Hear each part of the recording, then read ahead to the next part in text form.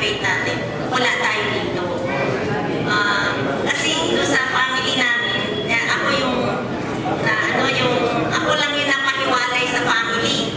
Kasi, yung sa family namin, busy yung parents ko sa business. So, tapos doon sa mga kapatid, ako yung napahiwalay. Doon ako sa auntie ko. Doon ako pinapilit ng parents na Tapos yung auntie ko is a Christian.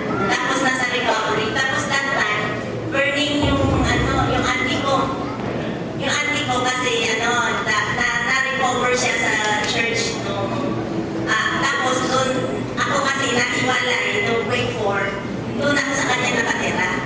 Tapos dahil sa yung auntie ko is she enjoyed the Lord. Dahil yung pati ako 11 ko lang ako na grade 4. 11. Tapos isasama ako niya sa Tuesday prayer meeting, Thursday pursuit meeting, ministry meeting, mga life study messages.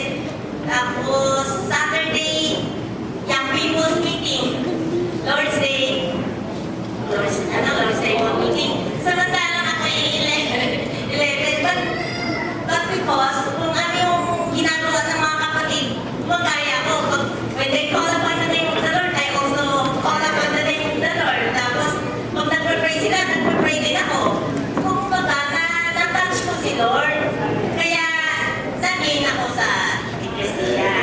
Tapos, yung simula doon, ay yung pagka, kasi hindi nga Christian yung papa ko.